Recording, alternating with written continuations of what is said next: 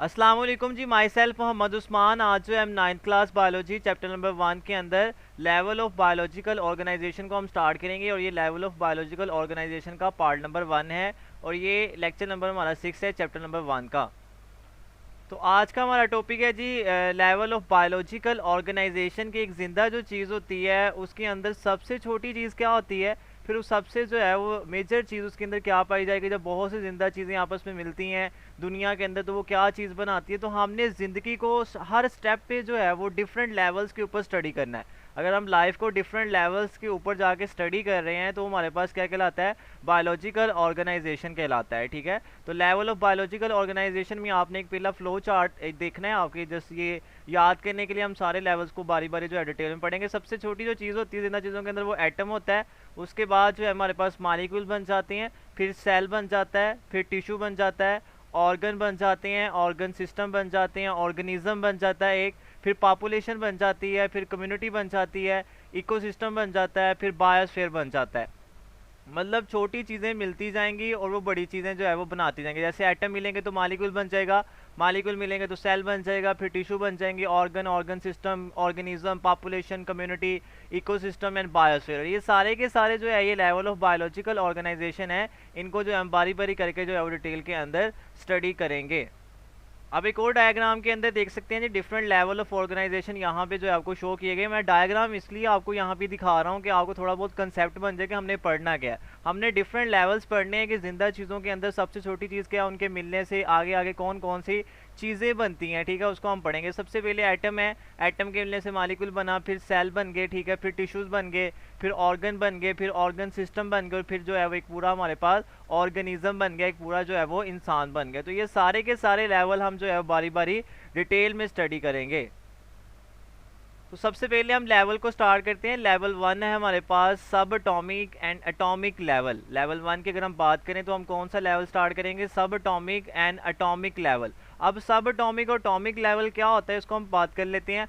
All types of matter. अब matter क्या होता है, हर वो चीज़ जो कि जगह घेरती है और मैस रखती है उसे हम मैटर कहते हैं। तो दुनिया की हर चीज़ के अंदर are made up of elements. जो जितने भी मैटर होता है, जिंदा चीज़ें में मैटर है, ठीक है, तो वो किससे मिलकर बने होते हैं, एलिमेंट से मिलकर बने होते हैं। Each element consist of contain a single kind of atoms. और हर एलिमेंट के अंदर जो है वो एक जैसे एटम्स होते हैं। ठीक है, मीन कहने का ये है कि जब बहुत से एटम्स मिलेंगे तो क्या बन जाएगा, एलिमेंट बन जाएगा। एटम के मिलने से क्या बन जाता है, एलिमेंट बन जाता है। और एटम का लफ्ज़ी मतलब क्या होता है, एटम के अंदर दो लफ्ज़ हैं, ए और टॉम। ए का मतलब जो है वो नॉट है और टॉम का मतलब जो है हमारे पास कट है। मतलब एटम को जो है मज़ीद तोड़ा नहीं जा सकता। जब एटम डिस्कवर हुआ था तो साइंटिस्ट के ख्याल में एटम सबसे छोटी चीज़ थी जिसको मज़ीद जो है वो तोड़ा नहीं जा सकता, जिसको मज़ीद डिवाइड नहीं किया जा सकता। लेकिन बाद में पता चला कि एटम के अंदर भी बहुत कुछ जो है वो मौजूद होता है।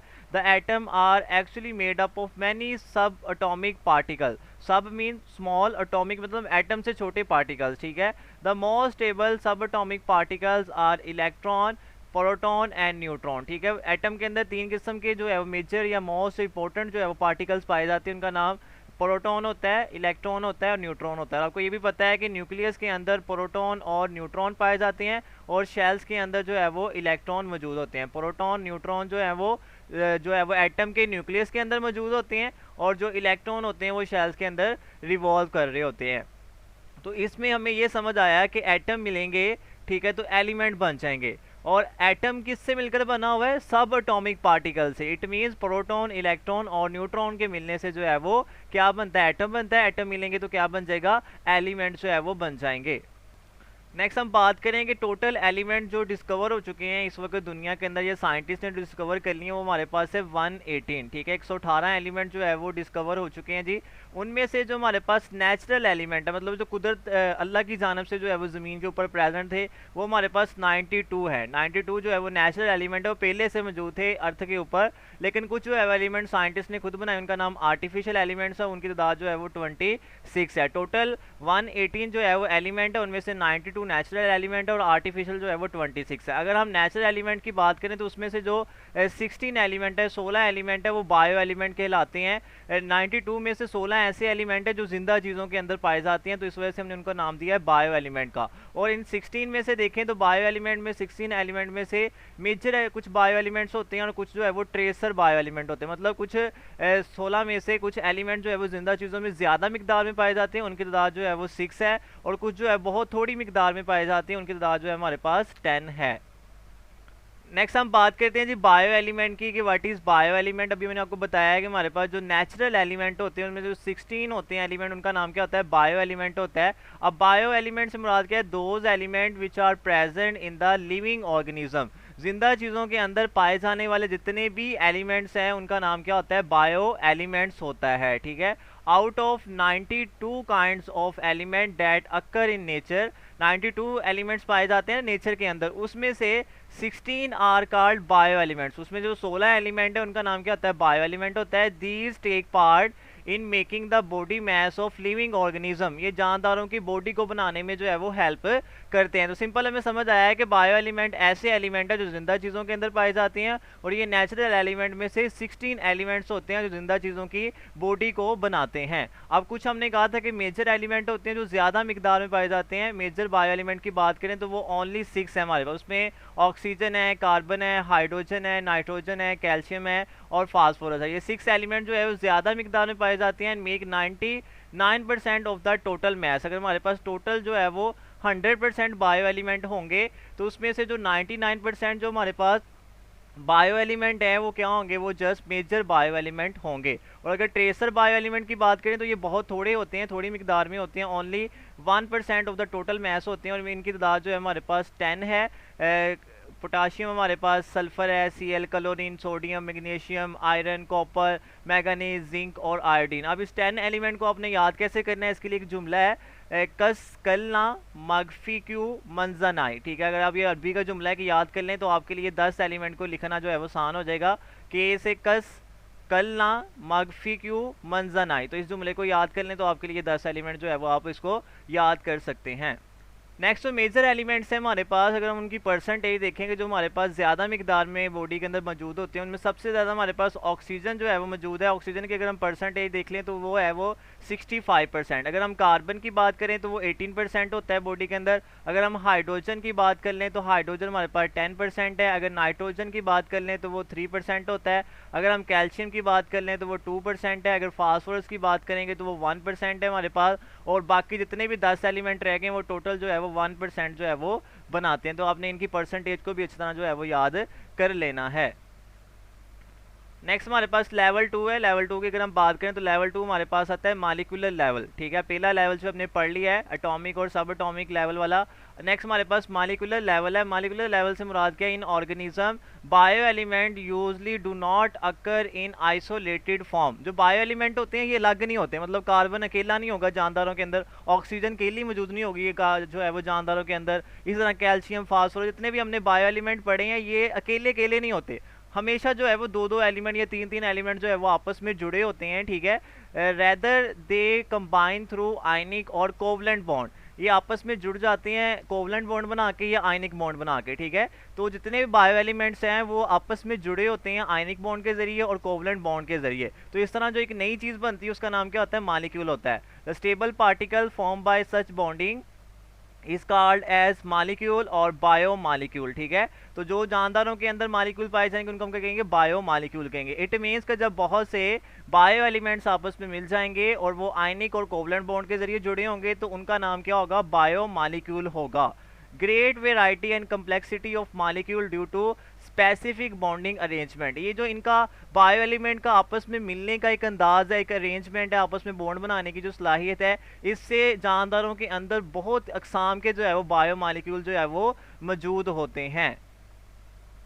नेक्स्ट अगर हम बात कर लें, नेक्स्ट हमारे पास है टाइप्स ऑफ बायो मॉलिक्यूल। अगर बायो मॉलिक्यूल्स की जो है वो 2 टाइप्स होती हैं तो उसकी हम बात कर लेते हैं। बड़ा इंपॉर्टेंट शॉर्ट क्वेश्चन है ये, माइक्रो मॉलिक्यूल्स और मैक्रो मॉलिक्यूल्स, इसमें डिफरेंस आ जाता होता है। अगर माइक्रो मॉलिक्यूल्स की हम बात कर लें, those molecules which have low molecular weight, जिनका वेट जो है वो कम होता है, जिनका वेट जो है वो लो होगा, उन्हें हम कहेंगे माइक्रो मालिक्यूल्स कहेंगे। Those molecules which have high molecular weight, और जिनका वेट जो है वो ज़्यादा होगा उन्हें हम कहेंगे मैक्रो मालिक्यूल्स कहेंगे। एग्जाम्पल में बात करें तो माइक्रो मालिक्यूल में ग्लूकोज आता है जिसका फार्मूला होता है C6H12O6, और वाटर का फार्मूला आपको पता है H2 होता है, ठीक है। अगर हम मैक्रो मालिक्यूल के एग्जांपल की बात करें तो उसमें स्टार्च है हमारे पास, प्रोटीन है और लिपिड्स हैं, ठीक है। तो ये बहुत बड़े मालिक्यूल्स होते हैं, इस वजह से इनका वेट भी ज़्यादा होता है। ग्लूकोज और वाटर छोटे मालिक्यूल है, इस वजह से इनका वेट कम है, इस वजह से इन्हें माइक्रो मालिक्यूल कहा जा रहा है। स्टार्च और प्रोटीन बड़े होते हैं तो इस वजह से इन्हें मैक्रो मालिक्यूल्स का नाम दिया जा रहा है।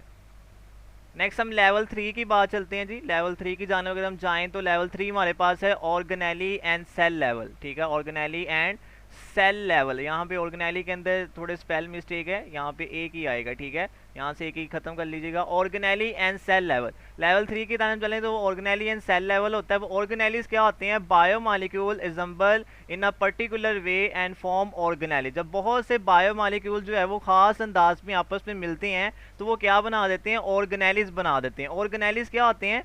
द ऑर्गेनेलीज आर एक्चुअली सब cellular structure and when they are jumbled together unit of life cells are formed, ठीक है। मतलब जब बहुत से बायोमॉलिक्यूल्स आपस में मिलेंगे तो वो क्या बना देंगे? ऑर्गेनेलीज बना देंगे। ऑर्गेनेलीज जो है वो सब सेलुलर स्ट्रक्चर्स हैं, मतलब सेल के अंदर जो छोटे छोटे स्ट्रक्चर्स पाए जाते हैं उनका नाम क्या होता है?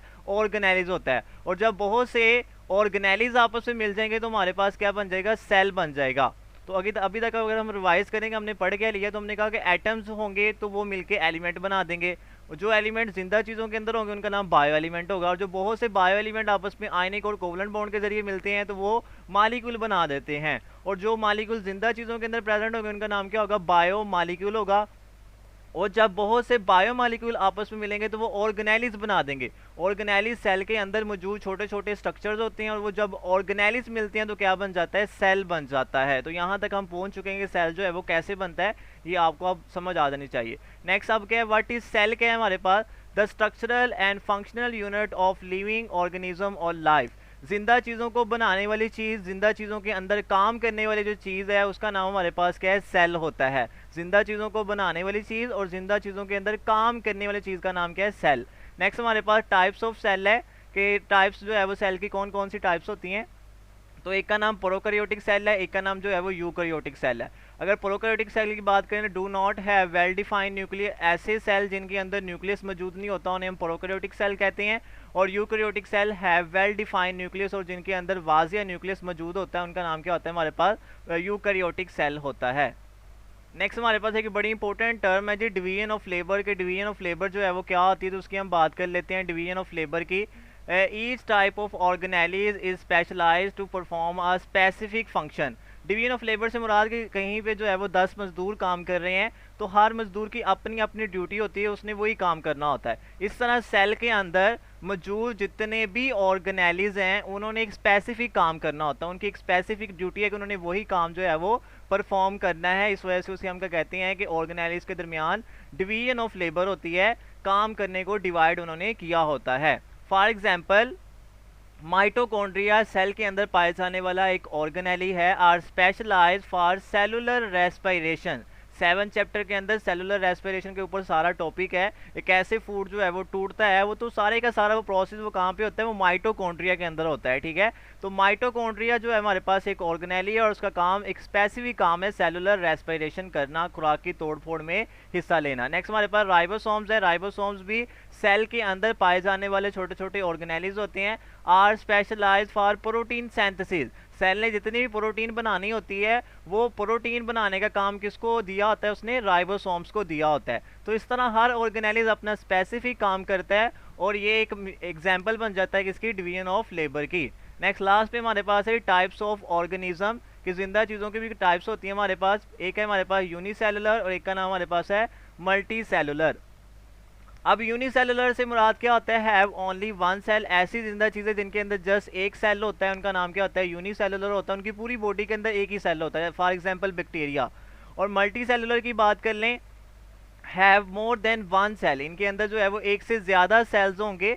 तो फॉर एग्जांपल जैसे ह्यूमंस हैं, इनके अंदर ट्रिलियंस ऑफ सेल होते हैं, खरबों की तादाद में सेल्स होते हैं, तो उनको हम कहते हैं मल्टी सेलुलर। तो उम्मीद है जी आज का लेक्चर आपको समझ आ गया होगा। फिर भी कोई मसला अगर आ रहा है तो आप मैसेज करके जो है वो लाजमी आंसर जो है वो पूछ सकते हैं।